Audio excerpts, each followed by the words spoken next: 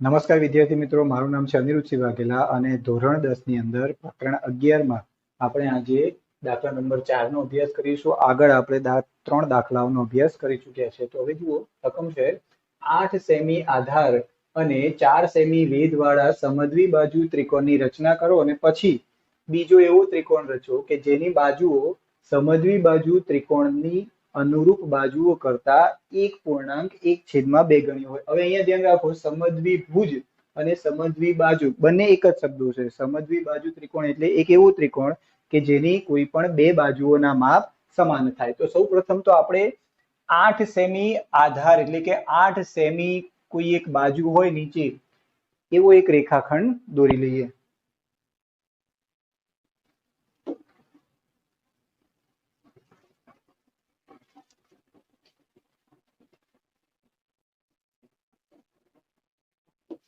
ચલો, આ ત્રિકોણ એબીસી ની એક બાજુ છે, આધાર છે કે જેનું નામ આપણે આપી દઈએ બીસી અને આની ઉપર વેધ છે કેટલા સેન્ટીમીટરનો? 4 સેન્ટીમીટરનો। હવે વેધ એટલે શું? તો ત્રિકોણની કોઈ પણ બાજુનું શિરોબિંદુ હોય, અહીંયા માનો કે એ બિંદુ હોય તો એમાંથી સામેની બાજુ પર 90 નો ખૂણો બનાવે એવો રેખાખંડ એટલે કે સામેની બાજુ પર દોરેલો લંબ। એમ તો અહીંયા પણ કોઈ પણ જગ્યાએથી લંબ દોરી શકાય, પણ આપણે આ શરતનું પણ પાલન થવું જોઈએ કે જે ત્રિકોણ છે ત્રિકોણ કેવો આવવો જોઈએ? સમદ્વિ બાજુ ત્રિકોણ આવવો જોઈએ। એટલે કે આપણે આ રેખાખંડના મધ્ય બિંદુમાંથી વેધ દોરવો પડે। તો મધ્ય બિંદુ મેળવવા માટે 9મા ધોરણમાં આપણે લંબ દ્વિભાજકની રચના શીખી ગયા, એટલે આપણે સૌપ્રથમ તો આ રેખાખંડનો લંબ દ્વિભાજક દોરીશું। તો લંબ દ્વિભાજક કેવી રીતે દોરાય તો જોઈ લો। સૌપ્રથમ તો આપણને જે રેખાખંડ આપ્યો છે એની અડધા કરતા વધારે ત્રિજ્યા લઈશું અને એક ચાપ ઉપર મારીશું અને એક ચાપ નીચે મારીશું। ત્યાર પછી એટલી ને એટલી ત્રિજ્યા રાખી સી ને કેન્દ્ર રાખી એક ચાપ ઉપર મારીશું અને એક ચાપ નીચે મારીશું। બંને ચાપ જ્યાં છેદે છે એમાંથી પસાર થતું એક રેખાખંડ દોરી લઈએ તો આપણને મળી જશે વેધ। તો અહીંયા આપણને મળી જાય છે। હવે જો અહીંયા આખે આખો રેખાખંડ આપણે નહીં દોરીએ, કેમ? કારણ કે હજુ આપણને રચના ખબર છે કે આ બી બિંદુમાંથી આપણે કિરણ પસાર કરવાનું છે, ઘણા બધા કિરણો થઈ જાય છે, એટલે આપણે ફક્ત સરળતા માટે આ રેખાખંડ જ દોરીએ છીએ, નીચેનો ભાગ દોરતા નથી। તો આ જે છે આ બિંદુને આપણે નામ આપી દઈએ ડી। આ છે વેધ એટલે 90 નો ખૂણો બનાવે છે અને આ વેધની લંબાઈ પણ આપેલી છે। વેધની લંબાઈ કેટલી છે આપણી પાસે? 4 સેમી। તો 4 સેમી માપી લેજો, ફૂટપટ્ટી વડે માપો તો પણ ચાલે અને પરિકર વડે 4 સેમી માપ લઈને આમ ચાપ મારી દો તો પણ ચાલે। આપણે ફૂટપટ્ટી વડે થોડું સરળ પડશે, તો ફૂટપટ્ટી પર 4 સેમી માપ લઈ લઈએ અને અહીંયા આપણે બિંદુને મેળવી લઈએ। તો આ થશે બિંદુ એ અને આ થશે આપણો વેધ એડી। એ શું થશે? આપણો વેધ થશે। ત્યાર પછીની વાત કરીએ તો જે બે બિંદુઓ છે એને જોડી દઈએ, એ બી અને એસી ને શું કરી લઈશું? આપણે જોડી લઈશું।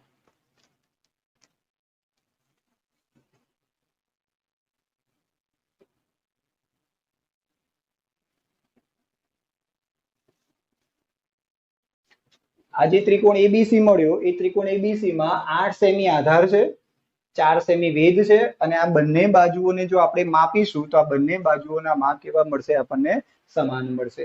તો આ થયો આપણો રચનાનો પહેલો મુદ્દો। આપેલ માપનો આપણે શું કરીએ છીએ? ત્રિકોણ દોરીએ છીએ। તો રચનાના મુદ્દા લખીએ।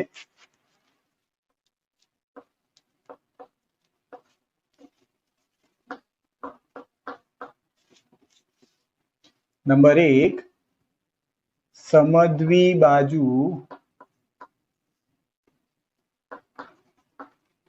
ત્રિકોણ એબીસી દોર્યો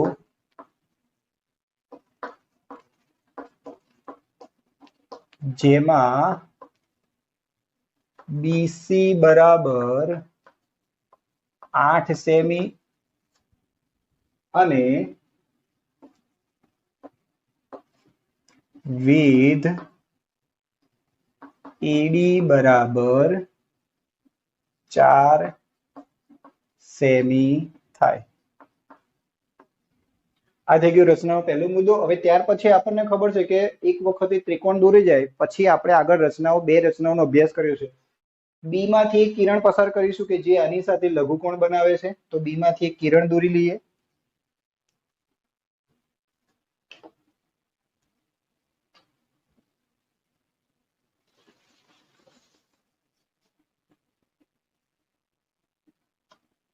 કિરણનું નામ આપી દઈએ BX.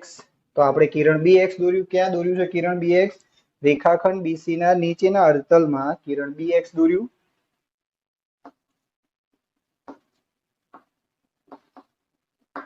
રેખાખંડ BC ના નીચેના અર્ધતલમાં કિરણ BX દોર્યું. હવે ગુણોત્તર પર નજર કરીએ તો જો ગુણોત્તરમાં આપણને મિશ્ર અપૂર્ણાંક આપ્યો છે. તો આ જે મિશ્ર અપૂર્ણાંક છે એને પહેલા તો આપણે અપૂર્ણાંકમાં ફેરવીએ. 1.1/2. તો આ જે મિશ્ર અપૂર્ણાંક છે ને અપૂર્ણાંકમાં કેવી રીતે ફેરવાય? તો જો આ બે નો ગુણાકાર થશે અને આ ઉમેરવાના એટલે 2 × 2 ને 1 3 છેદ એવા ને એવા એટલે આપણી પાસે આવશે 3/2. આપણને ગુણોત્તર મળી જાય છે.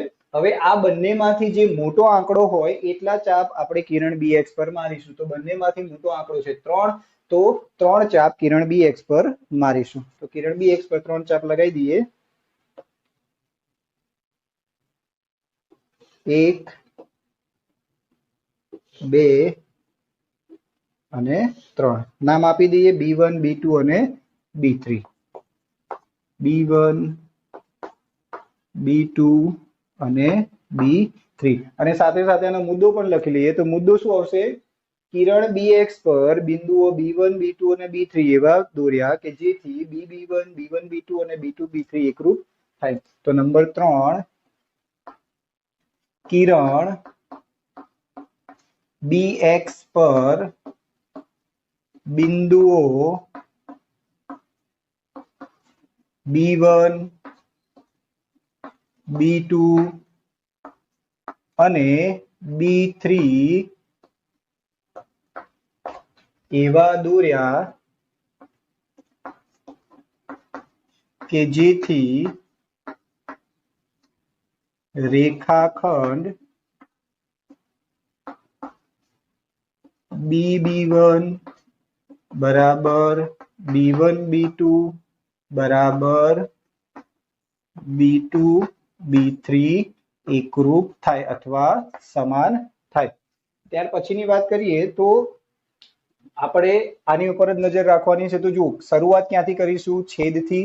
છેદમાં જે આંકડો હોય એને જોડવાના અને અંશમાં જે આંકડો હોય એમાંથી સમાંતર કિરણ દોરવાનું. તો છેદમાં છે 2 તો 2 નો મતલબ B2.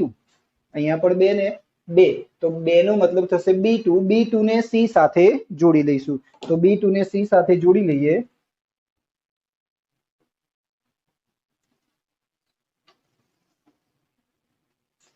અને અંશમાં છે 3 એટલે B3. તો આ જે રેખાખંડ છે એને જ સમાંતર હોય એવો બીજો રેખાખંડ દોરીશું. તો એવું કરવા માટે અહીંયા જે ખૂણો પડે છે એ જ ખૂણો અહીંયા દોરીશું. તો ખૂણો દોરવા માટે સૌપ્રથમ અનુકૂળ માપની કોઈ પણ એક ત્રિજ્યા લઈશું અને આ ખૂણાને બે જગ્યાએ છેદે એવું એક ચાપ મારીશું. એટલું ને એટલું માપ લઈ અને જેમાંથી સમાંતર દોરવાનું છે એને કેન્દ્ર રાખીને એક ચાપ મારીશું. ખૂણાને માપી લઈશું એટલે ખૂણા જેટલું માપ લઈશું. આ ખૂણાને માપી અને આને કેન્દ્ર રાખી અને એક બીજું ચાપ મારીશું અને આ બિંદુમાંથી કિરણ પસાર કરી લઈશું.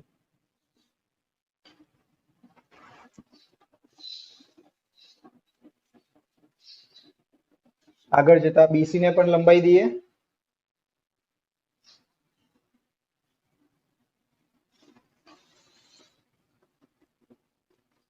આ બિંદુને નામ આપીએ આપણે Q.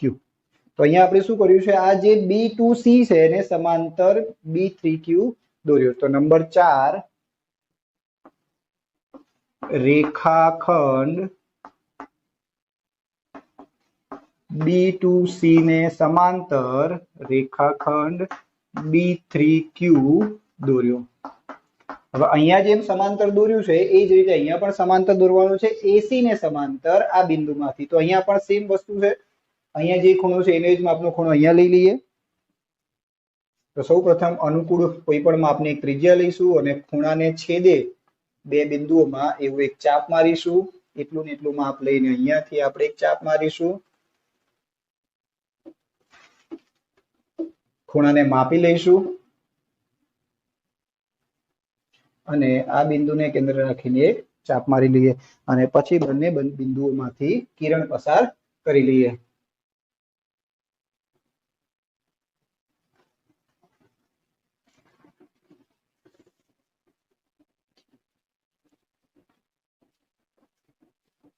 આ બાજુ AB ને પણ લંબાવી દઈએ. અહીંયા નામ આપી દઈએ P. તો આ થઈ ગઈ આપણી રચના. અહીંયા આપણે હજુ એક મુદ્દો બાકી છે. AC ને સમાંતર PQ દોર્યો તો નંબર 5 રેખાખંડ AC ને સમાંતર રેખાખંડ PQ દોર્યો. હવે અહીંયા ધ્યાનમાં રાખો, મોટા ભાગના વિદ્યાર્થીઓને ક્યાં ભૂલ થાય છે. તો જો કોઈ પણ ત્રિકોણની રચના હોય તો જે બે સમાંતર કિરણ દેખાય છે ને એ સમાંતર દેખાવા જોઈએ. એવું ના બનવું જોઈએ કે પછી અહીંયાથી એક રેખાખંડ આ રીતે છે અને બીજો રેખાખંડ તમે સમાંતર દોરો છો તો એ આમ આવે છે. તો જો આ જે છે એ સમાંતર દેખાતું નથી. ખ્યાલ આવે છે? આ સમાંતર ના કહેવાય. અહીંયા આ બંને વચ્ચે જે જગ્યા છે એ સેમ રહેવી જોઈએ. એમ અહીંયા પણ એવું થવું જોઈએ. જો તમારે એવું નથી દેખાતું તો એનો મતલબ એવો થાય છે કે તમારી જે રચના છે એ ખોટી છે. છેલ્લો મુદ્દો જોઈ લઈએ તો આપણને આપેલ ત્રિકોણ કરતા મોટો ત્રિકોણ મળે છે. કયો મળે છે? PBQ. તો નંબર 6 ત્રિકોણ PBQ આપેલ માપનો છે. દાખલા નંબર 4 નો અભ્યાસ કર્યા પછી હવે જોઈએ દાખલા નંબર 5. BC બરાબર 6 સેમી, AB બરાબર 5 સેમી અને ખૂણો ABC બરાબર 60.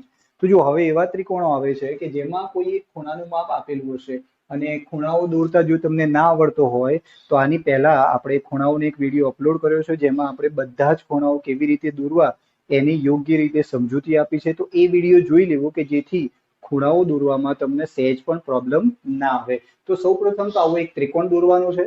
ત્યાર પછી ત્રિકોણ ABC ની અનુરૂપ બાજુઓને 3/4 પ્રમાણમાં હોય તેવી બાજુવાળા ત્રિકોણની રચના કરો. તો સૌપ્રથમ આપણને જે આપેલું છે એ માપનું ત્રિકોણ દોરી લઈએ. તો જો અહીંયા પહેલા રફ કામ કરી લઈએ તો આ થશે આપણો ત્રિકોણ ABC. BC ને આપણે 6 સેમી દોરીશું અને ખૂણો જે B છે, જો ખૂણો હંમેશા ક્યાં હોય? વચ્ચે હોય. એટલે ખૂણો B છે કેટલા માપનો છે? 60 અને AB બરાબર કેટલા સેન્ટીમીટર છે? 5. એટલે સૌપ્રથમ આપણે 6 સેમીનો રેખાખંડ BC દોરીશું. તો 6 સેમીનો રેખાખંડ BC દોરી લઈએ.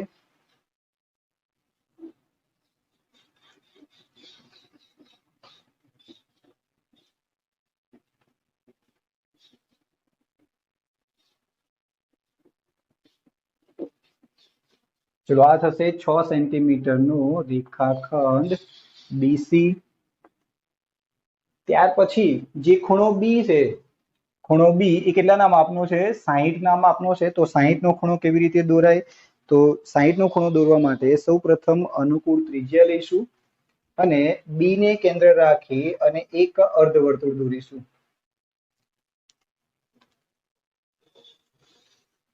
અર્ધવર્તુળ રેખાખંડને જ્યાં છેદે એ બિંદુને કેન્દ્ર રાખી અને અહીંયા ચાપ મારીશું એટલે આ ખૂણો કેટલાનો થશે?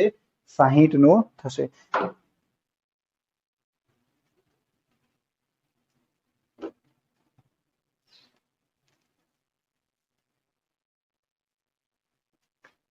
હવે આ જે B બિંદુ છે એનાથી એક A બિંદુ મતલબ આ જ કિરણ ઉપર એક A બિંદુ છે પણ કેટલા સેન્ટીમીટર દૂર છે? 5 સેન્ટીમીટર દૂર છે. તો તમે ફૂટપટ્ટીનો ઉપયોગ કરી અને 5 સેન્ટીમીટરનું એક બિંદુ મેળવી શકો અથવા તો તમે પરિકરનો ઉપયોગ કરીને 5 સેન્ટીમીટર માપ લઈ અને એક અહીંયા ચાપ મારી શકો છો. આપણને ફૂટપટ્ટીથી સહેલું પડશે. તો અહીંયા આપણે બિંદુ લઈ લઈએ છીએ A અને ત્યાર પછી AC ને જોડી દઈએ.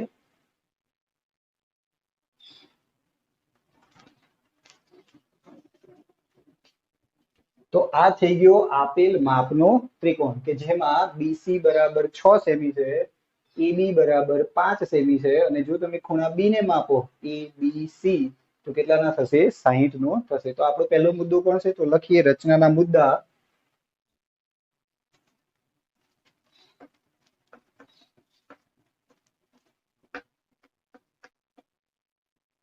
નંબર 1 ત્રિકોણ ABC દોર્યો જેમાં AB બરાબર 5 સેમી,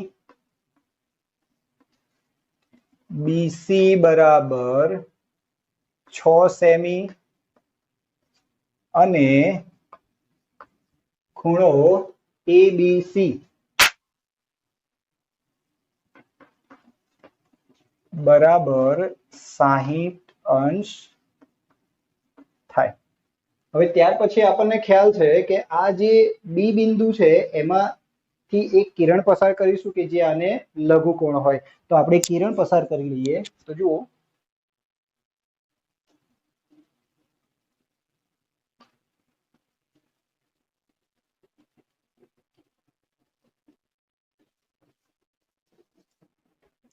કિરણનું નામ આપી દઈએ BX અને મુદ્દો પણ લખી દઈએ કે કિરણ BX દોર્યું। ક્યાં દોર્યું છે રેખાખંડ BC ના નીચેના અર્ધતલમાં। તો નંબર 2 રેખાખંડ BC ના નીચેના અર્ધતલમાં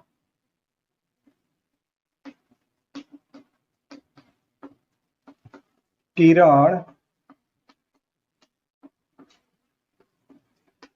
BX દોર્યું।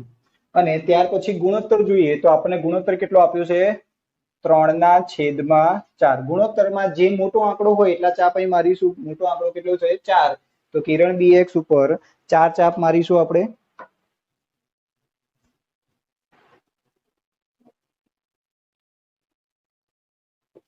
1 2 3 અને 4 નામ આપી દઈએ ચારે બિંદુઓને। તો આ બિંદુનું નામ થશે B1 B2 B3 અને B4। તો આને પણ મુદ્દા સ્વરૂપે લખી દઈએ। કિરણ BX ઉપર બિંદુઓ B1 B2 B3 B4 એવા દોર્યા કે જેથી રેખાખંડ B1 B1 B2 B2 B3 અને B3 B4 એકરૂપ થાય। તો નંબર 3 કિરણ BX પર બિંદુઓ B1 B2 B3 અને B4 એવા દોર્યા કે જેથી રેખાખંડ BB1 બરાબર B1 B2 બરાબર B2 B3 બરાબર B3 B4 સમાન થાય। ત્યાર પછી ફરી ગુણોત્તર પર નજર કરીએ તો ધ્યાનથી જુઓ। શરૂઆત કરીશું છેદથી। છેદમાં જે આંકડો હોય એને જોડવાના અને અંશમાં જે આંકડો હોય એમાંથી સમાંતર। તો છેદમાં છે આંકડો 4 4 એટલે B4 તો B4 ને C સાથે જોડી લઈશું।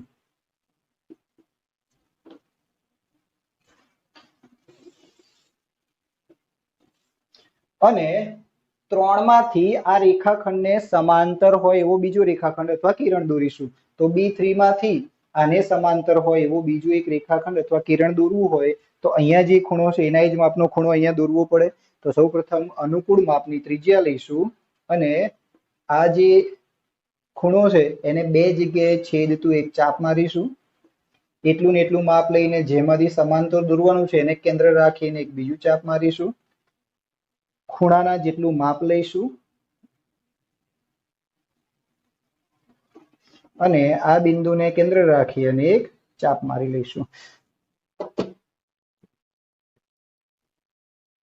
તો આ જે મળશે એ આને સમાંતર રેખાખંડ મળશે. અહીંયા નામ આપી દઈએ ક્યુ. તો અહીંયા આપણે શું કરીએ છીએ, જો આ રેખાખંડને સમાંતર આ દોરીએ છીએ એટલે B4C ને સમાંતર રેખાખંડ B3Q દોર્યો. તો લખીએ નંબર 4 રેખાખંડ B4C ને સમાંતર રેખાખંડ B3Q દોર્યો. અને ત્યાર પછી આ જે રેખાખંડ છે એને જ સમાંતર હોય એવો આ બિંદુમાંથી બીજો એક સમાંતર રેખાખંડ દોરીશું. તો એમાં પણ અહીંયા જે ખૂણો પડે છે એનો જ ખૂણો અહીંયા દોરવો હોય તો સૌપ્રથમ અનુકૂળ માપ લઈશું અને અહીંયા એક ચાપ મારીશું. એટલું ને એટલું જ માપ લઈ અને આ બિંદુને કેન્દ્ર રાખીને એક ચાપ મારીશું. ખૂણાના જેટલું માપ લઈશું અને આ બિંદુને કેન્દ્ર રાખી અને એક ચાપ મારીશું.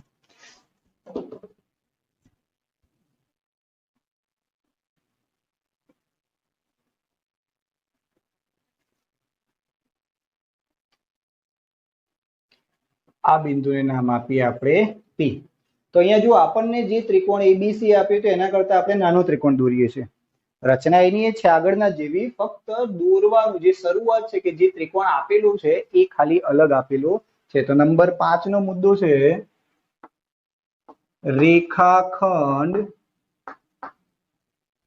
AC ને સમાંતર રેખાખંડ PQ દોર્યો. અને ત્યાર પછી જોઈએ તો આપણને એક નવો ત્રિકોણ મળે છે PBQ. તો નંબર 6 ત્રિકોણ PBQ આપેલ માપનો છે. હવે ધ્યાન રાખો કે અહીંયા બંને એક તો સમાંતર હોવા જોઈએ અને આપણે જે રકમમાં નામ આપ્યા છે એમાં મોટા ભાગે ત્રિકોણ ABC જ હોય છે. તો તમને એવું લાગશે કે મુદ્દાઓ એકના એક જ થાય છે અને મુદ્દાઓ એક જેવા જ હોય છે, પણ છતાંય તમારે રકમ બદલી એટલે અહીંયા ABC ની જગ્યાએ PQR લઈ શકાય, XYZ લઈ શકાય, એવું લઈને પણ એક વખતે મુદ્દાઓની પ્રેક્ટિસ કરી લેવી.